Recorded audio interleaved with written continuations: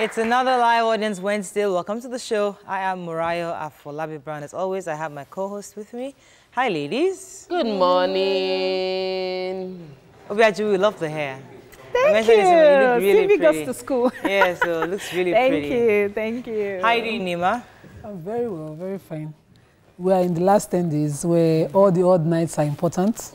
They're supposed to be the nights of the like last Qadri, so everybody's looking for the special nights. So I've not been sleeping well. Oh. We're all pursuing the grace of God this month.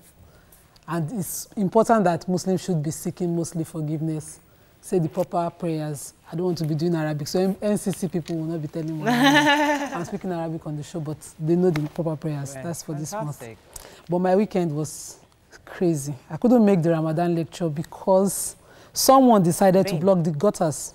Oh. So we had heavy rains and everybody's house was flooded. And my tenants living downstairs didn't find it funny. Wow. I couldn't just drive out and leave them in that state.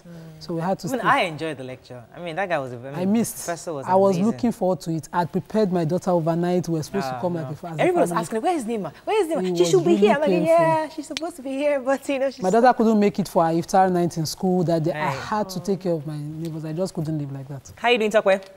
You've been here all week. How are you? I'm very good. I'm extremely grateful to God.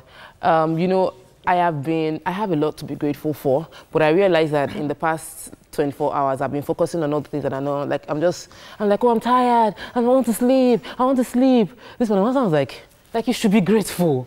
You just be thankful that you have things to do and you have opportunity to be a blessing to people around you.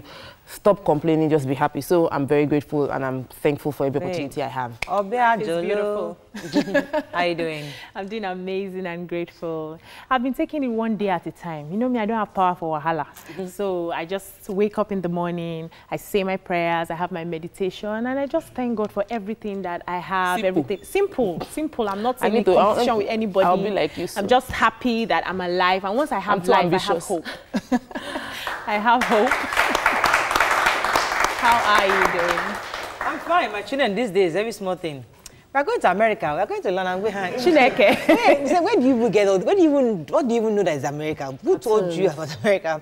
The kids say, when are we going to America? These are four-year-old kids. That's the gist. Putting me under pressure, talking about they want to travel once they have a cousin. Which cousin do you know is in America? No, but I just quickly told them that you're not going to travel until you are... Until you I give them an age that is really far. 10. Really? Yeah, I told them 10. Why? So that they will not disturb me. They're pressuring me every day. So, but you tell them 10, they will start looking forward to 10. I went with everybody last year. So this year they said they wanted to go. And I know how much we spent. So I said this year, two of you have been fighting each other. So your punishment, no traveling. So only mommy and daddy will travel. No, they're still fighting, so they're not traveling. I don't know. See, when I was growing up, my father never allowed us to travel. He just felt that until after you are mature enough to understand. And I used to hate him then, but you know, I think I understand. There's a lot of work good to when you expose go your with children. kids. Absolutely, it's good to expose your children, definitely. But just there's a right time. Exactly. There's a right time. And there's also the right kind of traveling. So we had this debate at PTA meeting, this same debate.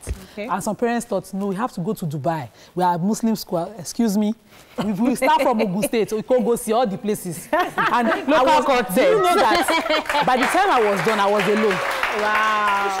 I was alone at that father finally took me, because he didn't take me abroad. He took us to Togo, Gabon, Cameroon. Morayo. He was asking for essays.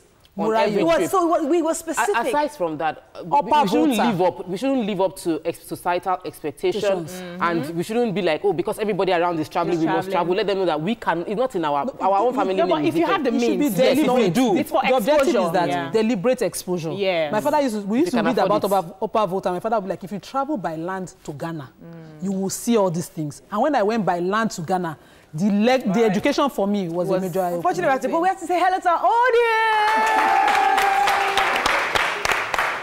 You know, all week we took advantage. We just took it for granted that they'll be here, but we need to remind our viewers that please, nobody's paid to come on Wednesdays. They come here because they love the show. So everybody's invited. Come Wednesday early, you get on the show.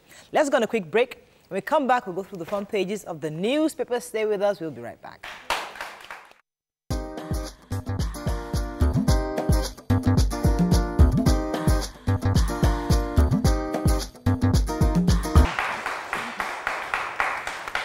We're going to start with the Punch. Herdsmen killings, alleged harassment. National Assembly threatens to invoke its powers against Buhari. The president must be held accountable for the actions of his appointees and must be ready to sanction those that carry out any act which will ridicule or endanger our country and democracy. Nigeria clears foreign airlines $600 million trapped funds. Banana Island residents protest alleged military invasion. They waylaid Buratai. We are discovering more gas offshore Lagos, says federal government. Pojo to start Nigeria assembly plant in 2019.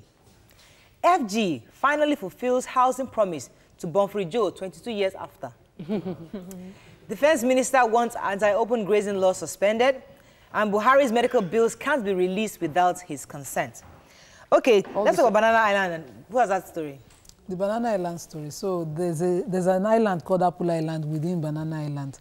They're supposed to be for the military. Apple Island, you know. It's for the military. The military big boys. So the Buratai, what's his name? The chief of army staff was supposed to commission or cut ribbon at the estate. So he came on Friday with his usual, and the Banana Island people just feeling proud. There's a way you are saying it. No, it's from my own side of Banana Island, they don't like all this drama. No. You see, when you come into Banana Island, come with some kind of comportment and decorum. They just came in with all their soldiers all over the place. Buratai was to come to Oshodi. They will close shop because the military boys will be doing 007 stunts up and down. They do 007 stunts in Banana Island, and the big guys. So that's the reason for the protest. Let's talk about more important news. The story on President Buhari's expenditure. Yeah, there was a court ruling yesterday that the amounts that were expended by the president for his medical bill will not be released without his consent. Yes. You know, initially a civil society had written to CBN that they wanted to know the amount that was spent. They also wanted to know how much it cost them to keep the presidential jet at the Heathrow with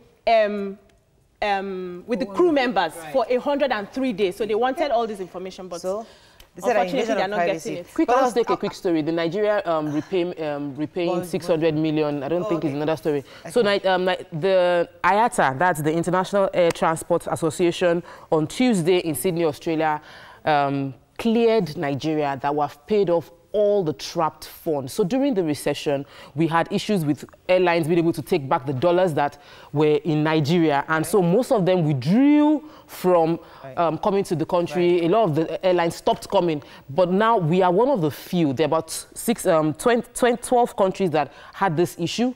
But Nigeria is one of them that has paid entirely. Angola is still owing, Zimbabwe is still owing, Venezuela is still owing, but we've been able to pay, so probably we'll get more because we want foreign direct investment. So we need companies, countries and people that want to invest in us able to get here easily. Okay. I want to say this story, but I think we can't take any more stories in Punch. Moving on to The Nation. Lawmakers threaten Buhari. Picture here, advertorial of your Governor Wike, showing that he has put together the doctor's quarters in Harcourt. Nigeria safe, secure for tourism, says Buhari. Banks to adopt 360 naira to the dollar rate for 2018 results. Indeed, it will start against Czech Republic, says Roar. Okay, so let's move on. There was a story I wanted to take in Punch about Pojo starting the assembly in 2019. But the juice of the story is that they have a joint venture with none other than the United States of Dangote. Can you imagine? He's even helping us to produce cars. In fact, very soon, you can't even buy Gari without going to Dangote market. We have a story here. Okay, yes, Buhari. Yes, the president has come out to say yesterday, while he was hosting the Secretary General for the United Nations Tourism Organization, that Nigeria is secure for tourism. So they can come and, you know, that everywhere is clear, everywhere, the security issues are being handled. And so, like 4 years ago, they couldn't have had that meeting they had yesterday, but they should come out. That Lai Mohammed has been telling people, trying to convince the international world that Nigeria is secure. Nigeria is safe. Is your house not safe? Is your house not safe? We are safe now. Nigeria is safe. The president has spoken. Let's take it as it is. Moving on to New Telegraph. National Assembly threatens to impeach Buhari. Minister Okorocha lose out in APC state ESCOs. Headers kill 3 policemen, 8 farmers in Nasarawa. Nigeria clears $600 million airlines trapped funds. Let's take this National Assembly threatening to impeach Buhari here. Since we have the list, yes, sir. Let me read out a few things that the allegations. Security agencies must curtail the sustained killings of Nigerians. harassment and humiliation of political opponents, legislators and judiciary by the executive using security agencies must stop. We understand what that means. Yes. Number 3, strict adherence to the rule of law and protection of all citizens. The president must be held accountable for the actions of the appointees and must sanction those who endanger democracy. That's amongst, I think, 13 points. But let me let National Assembly Nima come in here. yesterday issued a threat to the president saying that, if their terms that Morale just read out, about 11 of them were not met, he stands a chance of being impeached. And I'm wondering that, when we talk about gross misconduct, we talk about national interests. Now, if the Senate president, who got a vote of confidence, and the Speaker of the House of Reps also got a vote of confidence by their members, are linked to thugs who have criminal records of armed robbery, and they have a vote of confidence by this set of people, what is national interest as against what is personal interest? Okay, so I have a question. That's where there's a thin line. That's where there's a line, the thin line. These people don't know their onions. They are modeling things up, as far as I'm concerned. Okay, I get that point. But if we take off that angle, Conspiracy. there are other issues of security. There are other issues of... These issues preceded everything that happened. Why is it just coming up? Because he was invited. Every Nigerian can be invited. Okay. I just want to ask a question. Okay. It's taken us 7 months for this assembly to pass the 2018 budget. But they have time to threaten the president that he's likely to be impeached if he doesn't answer. Well, we have more important things. It's part of the exactly. Ask me. A few of the lawmakers are saying that, listen, as long as they are here, they have enough numbers to go against anybody trying to impeach the president. So that's just a... Impeachment is a process. They will start it, it will finish before elections. Trust me. I have a story there. Okay, the police yesterday confirmed the killings of 3 policemen in Nasarawa State. They had, there was a fight between an Agatu man and a Fulani man. The Agatu man shot headsmen. Okay, Agatu headsman and the Fulani headsman, right? No. Agatu farmer. Agatu farmer and the headsman. And the headsman. Drop the Fulani. Okay, I should drop the Agatu, Fulani. And that was what I read in the article.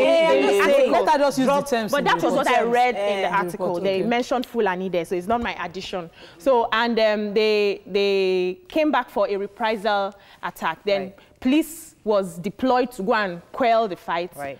They ambushed the policemen and killed 3 of them. Wow. And 8 other people. Okay, all the other stories are just about National Assembly. So let's take The Guardian very quickly. National Assembly plots President Buhari's impeachment. That's The Guardian. Nigerian Tribune, cracking National Assembly over threat to remove Buhari. It's all over the papers. I don't see that any other story here. Ekiti flashpoints. INEC identifies 299 flashpoints. Suspend anti-grazing law. Defense Minister tells Security Council. Who has that story? Nobody has read that. Okay, moving on very quickly to then this day. Same thing, Governor Wike.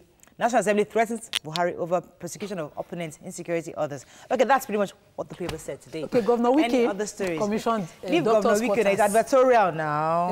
Now. But he's on the front page. How many millions is the front page again? 20 million. To tell us what he has done. 3 papers that I'm just commissioning doctors' quarters. So it's not like I've done everything. Doctors' quarters are along River State. It's just one place, Braithwaite Hospital. However, when we were discussing on Democracy Day, I got several direct messages from people that live in Port Harcourt saying that Governor Wike has been very, very active as compared to the last administration. I'm just quoting what they said. So I think that what is going on actually? Let's just he deserves some accolades. Yes. Some doctors are sleeping in their father's house. Please, I beg. Doctor's quarter is a big feat.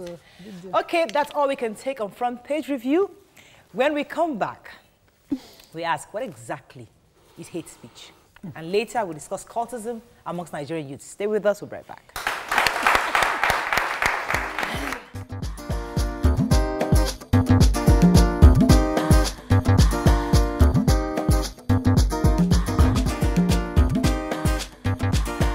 Welcome back to Your View.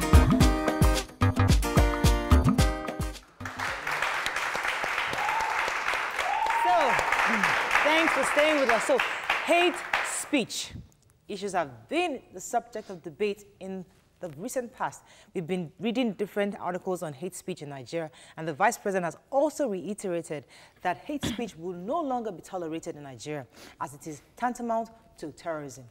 Recently, the Chief Whip of Kaduna State House of Assembly made some statement against Shehu Sani, which some Nigerians feel is hate speech. So we ask, who should hold who responsible for hate speech?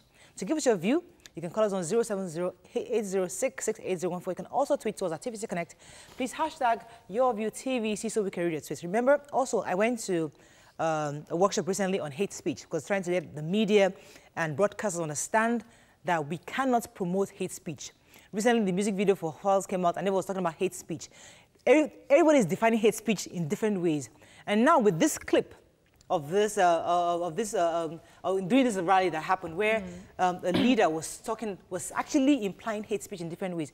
So how do we stop hate speech? And even a few seconds ago, I stopped Obi Ajili from using the Fulani headsmen, not because she was wrong, but because we don't want to continue to push out the tribe. Headsmen are they don't declare terrorists, but headsmen are headsmen, and they kill farmers. Let's leave that. We don't want to connote tribes to these things anymore because we don't want people dividing us within those ethnic lines. But when you have a lawmaker, not a lawmaker, a leader, let me let you tell us what happened the chief whip, the substantive chief whip of the Kaduna State House of Assembly held a rally over the weekend, spoke in Hausa, so he communicated with the locals well, and he was just comparing PDP government for 16 years to the 4 years of Governor El-Rufai in Kaduna State. Obviously, he's in the faction of El-Rufai in Kaduna State, so he was talking about how much PDP was only able to commission 60 projects in 16 years in Kaduna State, but they, within this administration, have been able to commission over 100 projects. Oh. And if you cannot see it, you should be taken to a psychiatric home. Maybe. All the time he made a statement, he referred, take to psychiatric home. If anybody claims not to see it, if anybody disagrees with this, the person should go to a psychiatric home. And then he ended the rally by saying, the hair on Senator Shehu Sani's head, I will pay 5 million for anybody who can bring it. I do not understand. That's the interpretation of what he said in Hausa. And I do not understand any other hate speech clear, unambiguous as that. Well, so, yeah, go ahead. For me, where there is no law, there is no sin. And at the moment, right now, there's no law. There is a law for hate speech. A law in the Constitution. We have laws against sedition in our criminal codes. It hasn't been said that it's a law against hate speech. The challenge. Excuse me, I'm not done. Let's understand it. So if we feel this is a hate speech, there is no way we can prosecute him right now for what he has said, because there is no law on ground to handle that. He can come out and defend himself. There are laws. He can come out and defend himself against it. Hate speech is something that demeans another person based on their attributes, whether it's sex, religion, according to the dictionary meaning. All right, let's just show the clip for those of you that didn't see it. Let's watch it very quickly. Malam gaskiya ne. Mutane in suka ce ba gaskiya bane, ya kamata a kai su asibitin mahaukata a duba su. Mun ga a ƙaramin lokaci shekara 2 yanzu a na 3 abin tarihin da ba taɓa yi ba. APC a rigasa shekara 16 da PDP ta yi, ta gina azuzuwa guda 23 a cikin shekara 16. A cikin shekara 2 da wata 7 muka tabbatar da gina azuzuwa guda 110 a cikin shekara 2 da wata 6. To ku ce wai har wani ya ce an tsine mu wayannan mutanen ba daidai ba, wanda ya ce an tsine musu ba daidai ba ya kamata a kai shi asibiti a duba shi don yana da tabin hankali. Kuma ina ƙara ba ku shawara, in kun kama Shehu Sani, gashin nake so in siya, da Allah mun sai gashin miliyan 5. Okay, so that was what he said. Now, the reason why we're discussing this, because the truth is that we must continually remind ourselves that certain individuals have certain interests, and that dividing us on those ethnic religious light. And we as the people must actually stand up against this thing and must recognize it for what it is. And once we see it, we know it, and be able to distinguish it from actually where this administration is trying to take us to. So, Tokwe, in your view, as a lawmaker, what do you think on what's on this? You see, the thing is, it's like when Nima always shouts about gross misconduct can be anything. When there is a blanket statement to define something, you can't say this is hate speech. Hate speech is anything that is meant to incite violence. So that's what the government has been calling hate speech. If you make any statement that is inciting violence, so anybody that is making any statement, of which this man is one of such, saying that if you are inciting violence, saying go and fight for your interests, go and kill the person, go and speak for yourself, you know, whatever you're saying is inciting violence, for me, it's hate speech. But beyond that, if you are making me get defensive against a certain tribe, you know, when you are sowing seed or making me see a particular tribe entirely as negative people, it is hate speech, because my reaction to that person will not be rational. Right. I'll just see that person as a thing, as opposed to a human being, and relate with the person. Right. So the challenge is that we restrict hate speech when somebody says go and kill someone. It's beyond that. What they are canvassing for, saying the Fulani, don't use Fulani headsmen, say the violent headsmen, because not all headsmen are even violent. So even just using headsmen does not connote the entirety. So if I now see somebody and headsman coming, in my mind, I'll just think that I hope he doesn't have a gun. Yes. I hope he doesn't have a gun. And that already is because they've sown this seed around us that these people are violent. So for me, hate speech should go beyond just saying anybody that is inciting you to kill someone, anybody that is giving you negative thoughts about another human being should be categorized as hate speech. So we've all agreed on what hate speech is. Yeah. But when a leader, a lawmaker says this, shouldn't he be arrested for hate speech? I think that's really the question. Exactly where I'm going.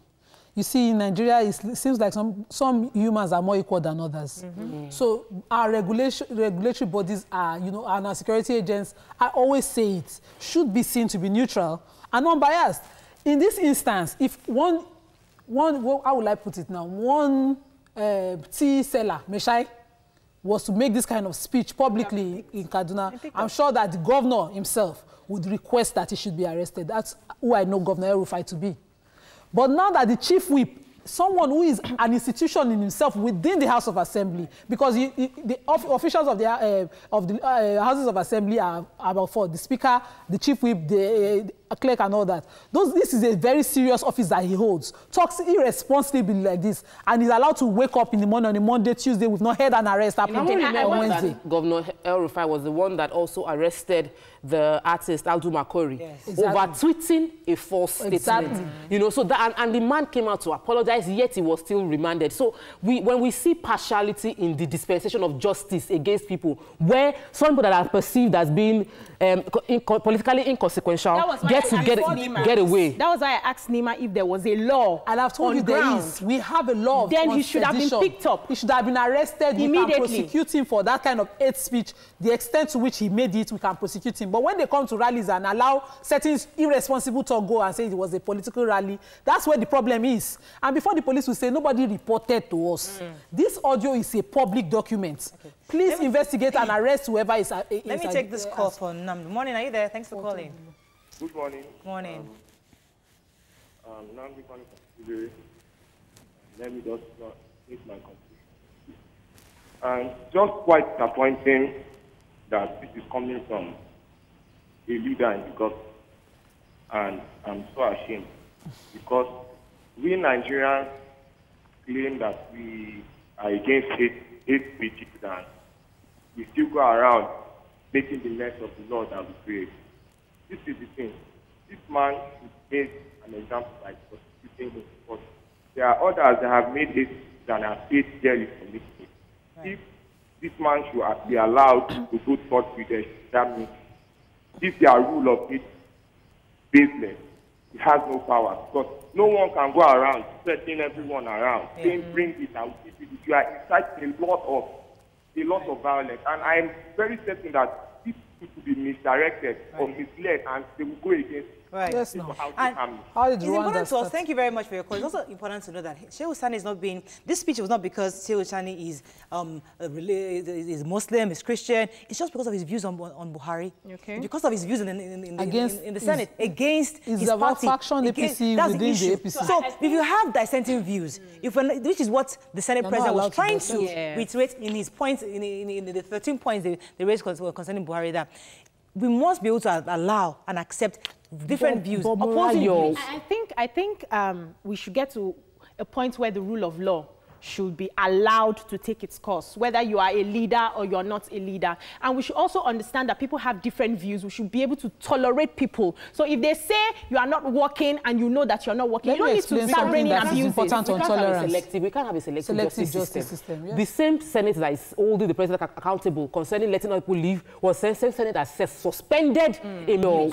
I think we should get to a point where the rule of law should be allowed to take its course, whether you are a leader or you're not a leader. And we should also understand that people have different views. We should be able to tolerate people. So if they say you are not working and you know that you're not working, you don't need to start raining abuse. Important on tolerance. We can't have a selective justice system. Yes. The same Senate that is holding the president accountable concerning letting other people leave was the same Senate that suspended a member because of a dissecting view. So you cannot be deciding where you want to choose to use a law and selecting it. You can't. It must be neutral and fair to everybody involved. So hate speech, generally, we're just saying that hate speech should not be accepted across board, from the leaders all the way to even the led. Followers. Nobody should actually be allowed to get away with hate speech. And hate speech is anything, any speech that incites violence and is spoken against religion, ethnicity, your culture, your tribe, anything along those lines, and even that attacks the character of the person, that shows their intolerance. That's hate speech, because we don't want to heat up the polity. We want us to remember that we're all Nigerians and we believe in Nigeria. Let's go on a quick break. When we come back, we'll discuss cultism. Stay with us, we'll be right back.